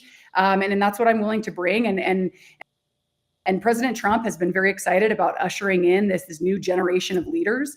And I think that's what I represent, this breath of fresh air to Wyoming government. Let's reset and let's do things right. All right. The budget that the governor proposed is going to be the largest one in the history of Wyoming. We said that last time around, but apparently we just keep adding to it. So what would be the first thing that you would cut? If you've been involved in, the appropriations process as the superintendent of public instruction, where do we spend too much? What should we do? Well, I think we have far too many state agencies in Wyoming. I think that there are efficiencies that can be claimed there. And a lot of this too is, not always just cutting right off the top, but we got to do the work. It's hard. I mean, my agency, the natural thing is we just keep doing the same thing over and over again. A position is vacated, we rehire for it. We never analyze, do we need that position? Has our work changed? Can we consolidate? And so we need also leaders of state agencies that are willing to do that work and be along of this mission of, look, our government per capita is huge. We have got to rein that back. That's not the purpose of government. And this isn't an evil task of we just want to, slaughter and pillage all of the state government. It's just the fact that we've grown too much. And so that's what we need to have a reset. We need to say, what is the purpose here? What are we trying to accomplish here? And so I think there's a lot of savings that we can identify within state government. So many small things, but the small things add up to the big things. And that's the work that has to be put in. And too often we just, again, keep doing the same thing over and over again. And that's how we find ourselves in these situations. All right. We broke a little bit of news in that piece I wrote about your endorsement, but I wanted to give you a chance to just kind of talk about how the Trump endorsement came about. There was a little bit of behind the scenes baseball there, but just go ahead and tell my viewers how that whole thing happened. Well, I'm incredibly humbled to have the support of the president. I think it's clear that we have put Wyoming on the map as a leader in education. And that's exactly what I intend to do as governor. Too often, Wyoming just follows suit of some of these other strong states across the country. Wyoming needs to be a leader and step up. And that's what I've done in education. And I think that's been recognized by the Trump administration, by his allies. And we have been extremely supportive. I've fought for against sexually explicit library books. We've pushed to fight for the rights of women and girls, protecting biological girls in sports. That's been a huge one for me. We made historic change in school choice, historic. My very first session, we busted the door wide open with state authorized charter schools. We've passed the education savings account, just significant reform that I think doesn't go unnoticed. And I'm a Trump Republican. As I mentioned, I think President Trump is excited to usher in this new generation of conservative leaders. I think that's why he's recognized me, and he knows that I believe in the America First policy agenda. And so very excited to have his endorsement. Excellent. Well, we're pretty much run out of time, but I appreciate you taking the time to visit with me this morning. I know you're a pretty busy person running the Department of Education and running for governor, so thank you very much. If my viewers want to get a hold of you, how do they do that? Absolutely. You can find our website, which is megandegenfelder.com. Contact there and happy to meet with individuals. I'm going to be covering this entire state. I will not stop until I've visited every community, talked with folks. That's really important to me. This isn't about just, throwing your name in the ring, and it's about visiting with Wyoming people that have to be represented by our next leader. And so I'll be pounding the pavement, working hard for every single vote. Okay. All right. Well, Secretary Degenfelder or Superintendent Degenfelder, I appreciate it. And I'm sure we'll be talking again, and have a good afternoon. Thanks, David. All right, my friends, that was Superintendent of Public Instruction, Megan Degenfelder, her first appearance on Cowboy State Politics. And I think that this is going to be a difficult governor's race simply because, well, the truth is it's not going to be any different than any of the others. You're going to have lots of people jump in the race, and it's hopefully it doesn't end up being another really, really, really small number of votes that get our next governor elected through the primary. But it's going to take a candidate that is really out in front, and already we've got a couple of what I think are pretty good candidates. The Superintendent Degenfelder, Brent Bean, he's been campaigning for like 10 years. Okay, not really 10 years. But yeah, I mean, he's been the one that's been the longest announced candidate. And I'm hoping that we'll have him on the program before too long. And then there's Eric Barlow, from the Wyoming left, the guy that, I mean, he probably voted with the Democrats more when he was in the legislature than anybody. I think if you average up his years, I'll have to do the math again, but I think he voted with the Democrats 85% of the time.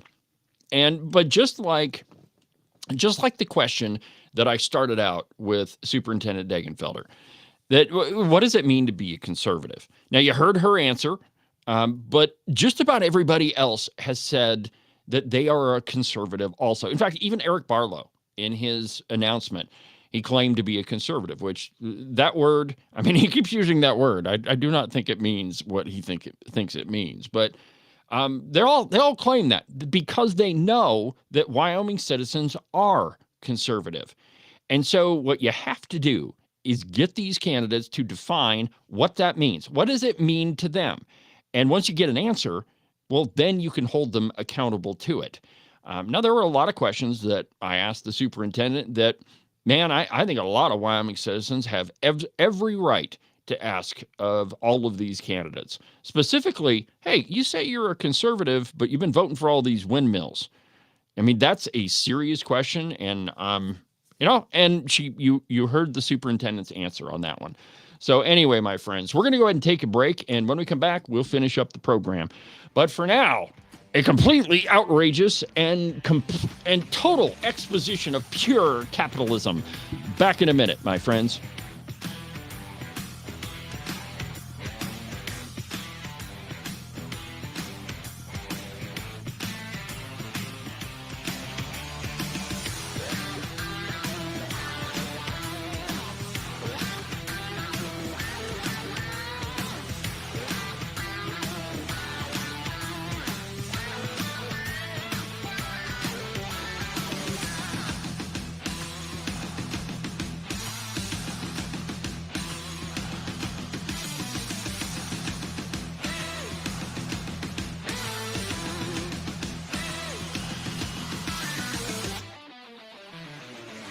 Are you tired of all the meaningless political drivel floating around right now? Endless commentary that really doesn't have anything backing it up?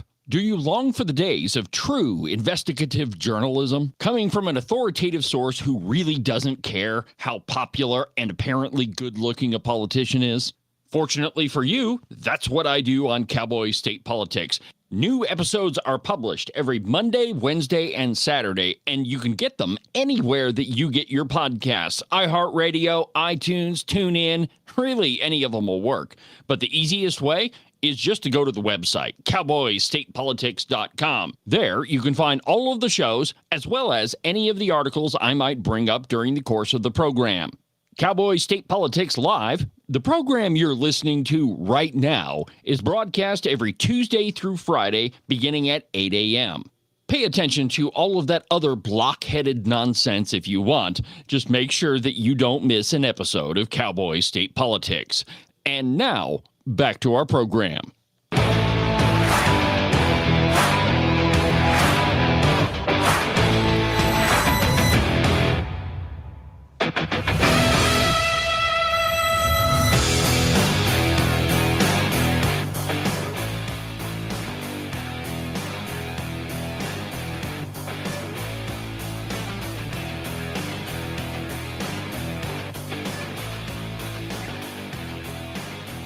Welcome back to the program, Cowboy State Politics Live. I'm David Iverson on a Thursday, doing what I was born to do with talent given to me by God himself. And I have to tell you, my friends, I am so thankful to be back behind the microphone and not in the city that never sleeps, the Big Apple.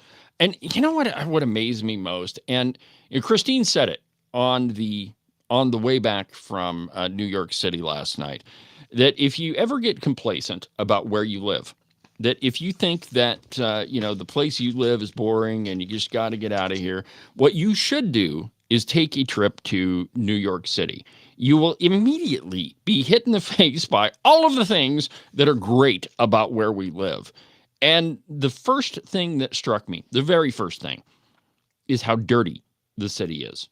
I mean, and it's like everywhere you look. I mean, there's trash on the road, and there didn't see a lot of homeless people, but there were some. And I mean, it was just a dirty place. Most Wyoming towns, most Wyoming cities are very, very, very clean. And I mean, there's a lot more that we'll talk about. Christine and I are going to sit down and do an episode about our trip to New York City. But that was the first thing that struck me. And I did do a little bit of man on the street type of stuff, but I was pretty sure I was going to get stabbed at one point, so I didn't do a whole heck of a lot of it. But anyway, in the coming days, I'll put together that audio that I got from New York. All right, so in other races, we have yet another person running for the U.S. House of Representatives, and it's a blast from the past, a name that we've heard before, Miss Jillian Balow. From the Cow Pie, in an article entitled, Jillian Balow, former Wyoming schools chief, announces run for the House. A former Wyoming superintendent of public construction whose office weathered the COVID-19 pandemic is running for the state's lone U.S. House of Representatives seat, which incumbent Representative Harriet Hageman is departing to run for the U.S. Senate. Jillian Balow served as Wyoming's top education official, an elected position from 2014 until early 2022. She won her first election with ease in 2014 and ran unopposed in 2018. And then she quit. Resigned her position to go work for Governor Glenn Youngkin in Virginia. And, I mean, I get it. You want to progress in your career, and these opportunities, they don't come around all that often. So I completely understand why you would want to move up. However, voters elected you to do a job. And in my opinion, you should do the job that you were elected to do. I mean, you're the one that signed up for it in the first place. If you didn't want to complete the job, maybe you shouldn't run in the first place. But, I mean, that being said, okay, so it's a bigger job, and I get it. Those opportunities don't come around all that often. But her time as the Virginia head of education was not unmarred by controversy either, though I don't think that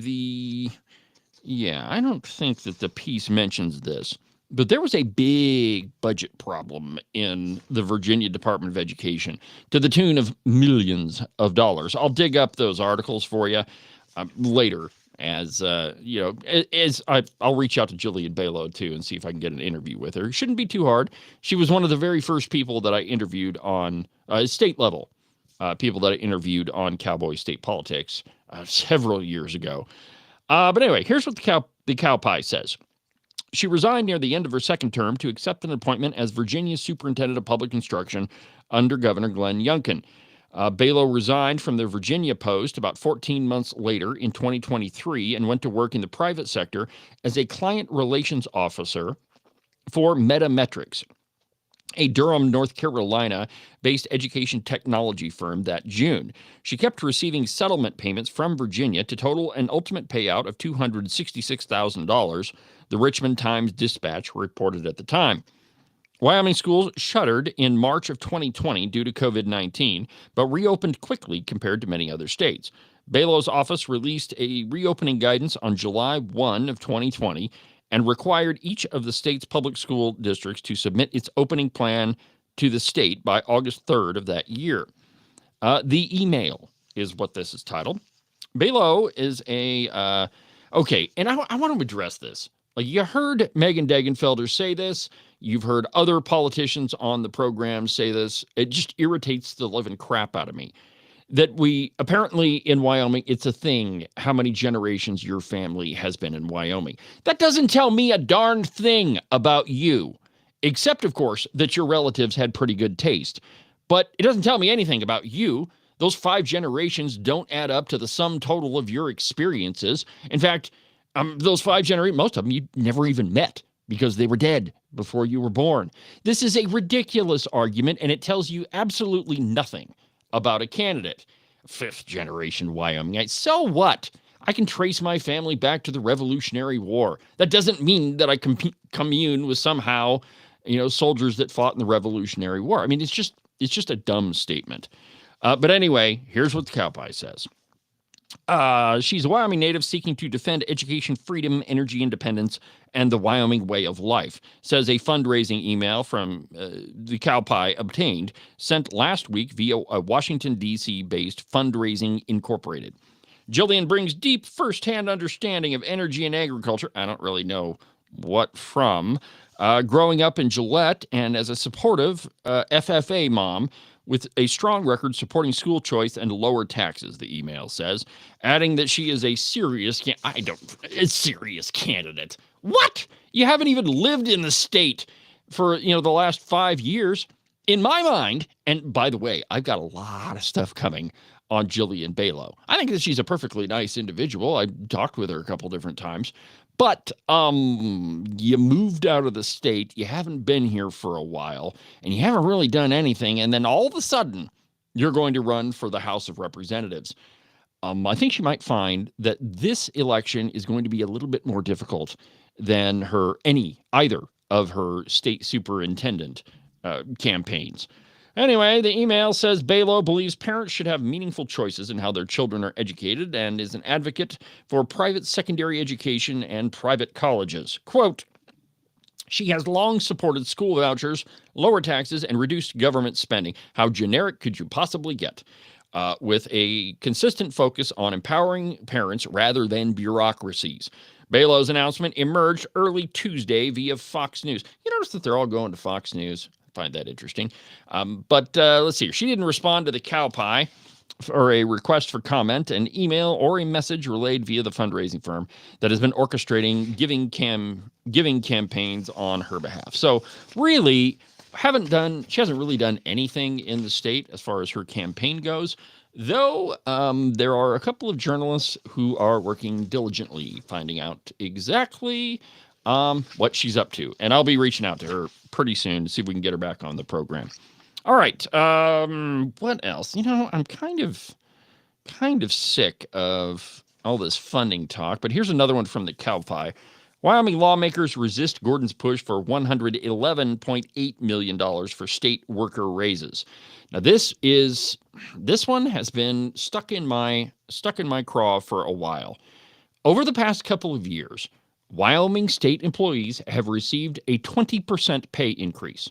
20%. But when you compare that to their private sector counterparts, they really haven't seen that many pay increases. Certainly not 20%. Here's what the Cowboy says. The Wyoming Legislative Committee crafting the preliminary state budget, blah, blah, blah. Let's see here. Is resisting the recommendation to give state employees raises and bring them from 2022 to 2024 market payroll levels. Now, let's just talk about that phrase for a minute. Market payroll levels. They're not talking about putting state employees on par with their private sector counterparts. If they were, they would reduce their wages. Apparently, somehow, there is a market for public sector employees. That's what that phrase is referring to, which by definition is impossible because the market does not exist in government. So what that is telling you is to pay Wyoming state employees the same thing that other states are paying them, which is far above their private sector counterparts. I mean, I love you. If you work for the state, I get it, but you already make way more money than most people in Wyoming. So no, I don't think that you deserve a raise. State Representative Scott Smith of Lingle, who moved for the denial, said some Wyoming Highway Patrol troopers, Wyoming Department of Transportation snowplow drivers, and Wyoming state-run hospital nurses may still see targeted raises following later budget talks. The debate isn't finished. Both chambers of the legislature are slated to influence and finalize the state's 2-year budget over their 4-week budget session in Cheyenne. Quote, just over the last few years and a couple bienniums, there has been over a 20% increase in employee compensation. And at this time, we don't believe that there would be a needed increase in pay, Scott Smith said during a Monday meeting of appropriations. Senator Mike Kangaroo Giroux referenced ongoing committee discussions on the topic. So I'm not going to belabor it, Kangaroo says. Well, he belabors everything else, so I don't know why he wouldn't chime in on this one. He asked the committee to keep 75% of the pay boost, which is still already above what people in the private sector make. And this is, I don't know when the philosophy of working for the government changed, but it used to be that if you worked for the government, it was a public service position, that you were not going to make as much as your private sector counterparts, that if you wanted to make money, you wouldn't go work for the government. Now, your benefits would probably be a little bit better as an incentive for you to work for the government. But somehow, somewhere along the line, that flipped. And now, if you work for the government, you should make more money and have better benefits. It's absolutely ridiculous because it is supposed to be a public service type of thing. And the people that we are employing are almost always, I shouldn't say always, but are almost always very left-leaning. Let me give you an example. Josh Durrell for the Wyoming Business Council. He makes $24,000 every month. $24,000 every month. $288,000 a year. I've played you countless sound bites of him being an absolute socialist. He has a degree in mechanical engineering. And by the way, most of the people that work for the Wyoming Business Council do not have degrees in business. Their HR person is a former bartender. And so we're not hiring skilled employees, skilled in their area for the most part. We're hiring people that they get elected because of, or they get hired because of who they know, somebody else in government. I mean, and this is one of the things that frustrates me about the left. Anytime there's a suggestion that we reduce the size of the government, it's, all of these poor people that, they make so much and they're not going to have a job. Stop working for the government and go work in the private sector. For the love of God. I mean, let's introduce some critical thinking into this, and maybe we'll discover why our government's budget is so bloated at $11.5 billion. All right, Representative Trey Sherwood indicated that rejecting the recommended raises is short-sighted. Here's what she said. The State Department of Administration and Information, which would be diffusing the raises if they pass, told the committee prior that, quote, the turnover of our employees is already costing the state more than what this request is, Sherwood said. That really piqued my interest. She said wages have not kept pace with inflation because they're already above inflation. Anyway, pointing to economic data that the state's total wage growth in the past decade was 27.6% compared to the private sector's 37.2%. Yeah, I don't, and here's the thing about that, is that while, yes, private sector wages have gone up, they still are not on par with the level of government employees. Representative Ken Pendergraft countered, saying, I would say our greatest asset is the taxpayer, not our government employees.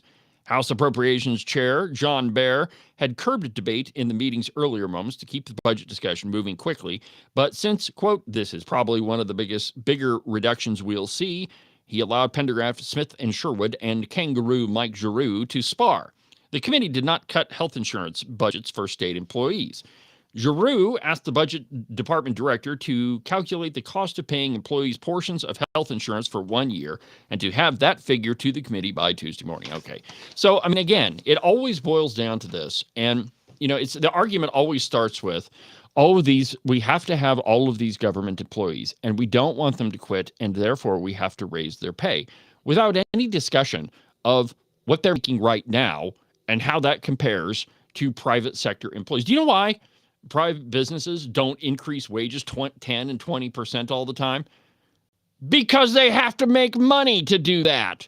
The government takes your money, and that's why they're so willing to give raises. And so, and I guarantee you, when we get to the budget session, you'll hear this debate on the floor. Oh, they're our greatest asset. We don't want them to leave. Maybe we shouldn't have hired them in the first place.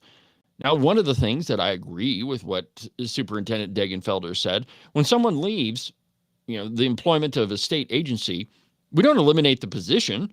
We just hire another person. There's never a discussion of whether or not that position was actually needed. No, we just hire another person. It's just absolutely bizarre. Let's see here. Well, we probably need to do a little bit of national news. And I found this video, and this one is great. Great. You're going to love it. So get in the Wayback Machine to the confirmation hearing of Ketanji Brown Jackson. You remember that one where she couldn't say what a woman is? Let me just refresh your memory. Let's see here. Here we go. And KJP. Here we go. She can't say what a woman is. Watch. Can you provide a definition for the word woman? Can I provide a definition? Mm-hmm. No, Yeah. I can't. You can't? Not in Okay. this context. So you I'm not a believe the meaning biologist. Okay, so there's no way that she could possibly say what a woman is. And she's a Supreme Court justice. Okay, let's not forget that. Now, in a hearing earlier this week, Josh Hawley had a back and forth with a quote unquote doctor. And this piece comes to me from Breitbart. Doctor called as Democrats' expert witness at state abortion pill hearing refuses to say that men can't get pregnant. Let me just give you the Cliff Notes version of the article here. A doctor called by Democrats as an expert witness at a state Senate hearing about the abortion pill on Wednesday refused to state that men cannot get pregnant. A U.S. Senate Committee on Health, Education, Labor, Pensions held a hearing called Protecting Women, Exposing the Dangers of Chemical Abortion Drugs, in which Republican lawmakers explored the risks of abortion pills, as well as the fallout from the Biden administration's mail-order abortion scheme. Pro-abortion Democrats in attendance brought their own witnesses. Dr. Nisha Verma, who is based in Georgia and is a fellow with the Physicians for Reproductive Health. Let's watch this exchange, my friends. Thank you, Mr. Chairman. Since you bring it up, why don't we just start there? Dr. Verma, I wasn't sure I understood your answer to Senator Moody a moment ago. Do you think that men can get pregnant? I hesitated there because I wasn't sure where the conversation was going or what the goal was. I mean, I do take care of patients with different identities. I take care of many women. I take care of people with different identities. And so that's where I paused. I think, I wasn't sure where you were going with that. Well, the goal is just the truth. So can men get pregnant? Again, the reason I paused there is I'm not really sure what the goal of the question is. The goal is just to establish a biological reality. You just said a moment ago that science and evidence should control, not politics. Absolutely. So let's just test that proposition. Can men get pregnant? I take care of people with many identities, but Can men get pregnant? I take care of many women that can get pregnant. I do take care of people that don't identify as women. That Can men get pregnant? Again, as I'm saying, Let me just remind you what you testified to a moment ago. Science and evidence should control, not politics. So can men get pregnant? You're a doctor, I agree. think. Science and evidence should guide medicine. Do science and evidence tell us that men can get pregnant? Biological men, can they get pregnant? I also think yes/no questions like this are a Here we political go. There's tool. the red herring. No, yes/no questions are about the truth, doctor. Let's not make a mockery of this proceeding. This is about science and evidence, and I'm asking you.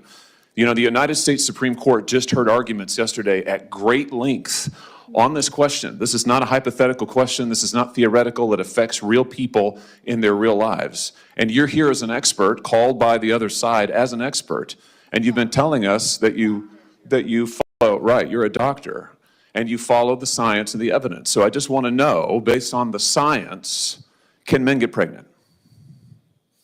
That's a yes or no question. It really is, I think. I think you're trying to reduce the complexity of a lot. I'm not. I'm trying to get, it's not complex. I'm trying to get to an answer, and I'm trying to test Frank. All right. I can't take it anymore. You're trying to reduce the complexity of what it means to be a woman. No, it's pretty easy. Only women can get pregnant. Sorry, men can't. And just because you say that you're a woman doesn't make you a woman. You know, I thought we were all past this stuff. I thought that the insanity coming from the LGBTQ, ZXP, WDS crowd had ebbed a little bit, that maybe we weren't at that place, but I was totally wrong. Nope, we are still in the spot where apparently some people think that men can get pregnant. I mean, and did you hear what she said? Well, you're reducing the complexity of what it means to be a woman. No, it's not complex. It's not hard. Every single person on the face of the planet was born from a woman. It's just, and here it is, you know, it's all politics, really, that if she admits that indeed only women can get pregnant, well, then everything that she's argued about, all of this stupid, the liberal woke crap, is exactly that it is a fantasy that actually, and you know what, if you want to have some sort of existential philosophic discussion about what existence means, and I mean, okay, fine, we can have that discussion, but it doesn't translate into the real world. And until we can get past conversations that have no basis in reality whatsoever, how could we possibly have an honest discussion about policy?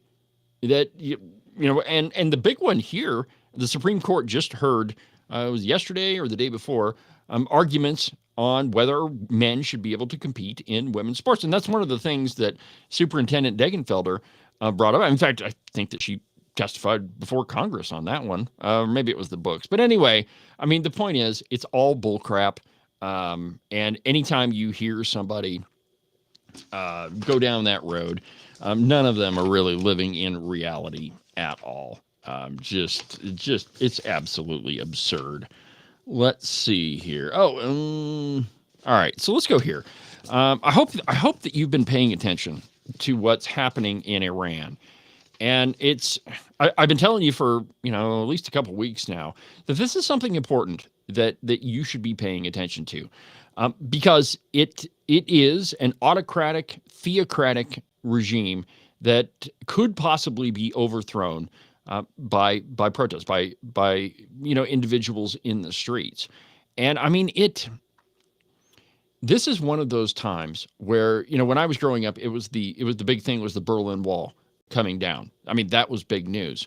But right now, if the Iranian regime can be toppled, I mean, that is a gigantic victory for freedom. And I mean, I seriously hope that we don't have to get involved militarily, that the protesters are able to topple that regime. But you should be paying attention to this. They are the chief sponsor of terror in the world. And make no mistake, I mean, they've already threatened the president. And there was one statement that came out of the Iranian regime said, we won't miss this time, as if, and maybe that was an admission that they had something to do with the first assassination attempt. But be paying attention to it. This is from CBS News. Trump warns that the U.S. will take very strong action if Iran hangs protesters, which, by the way, they didn't. So says the news I saw this morning. And I quote, President Trump threatened to take, quote, very strong action if Iranian authorities begin hanging anti-government protesters this week. Quote, we'll take very strong action if they do such a thing. We'll take very strong action, Mr. Trump told CBS Evening News. Mr. Trump said he's aware of, quote, a pretty substantial number of people have been killed over more than the 2 weeks of demonstrations. Sources tell CBS News at least 12,000 and possibly upwards of 20,000 are now feared dead as videos show body bags lined up at a morgue in Tehran. In a social media post Tuesday, Mr. Trump warned Iranian officials will, quote, pay a big price for any violence and promised Iranian citizens that help is on its way. He said he would cancel all meetings with Iranian officials until the killing stopped. During the interview, Mr. Trump reiterated that there's a lot of help on the way. So we don't know what a lot of help on the way means, but certainly we don't want the same result that happened during the Obama administration, during the Green Revolution.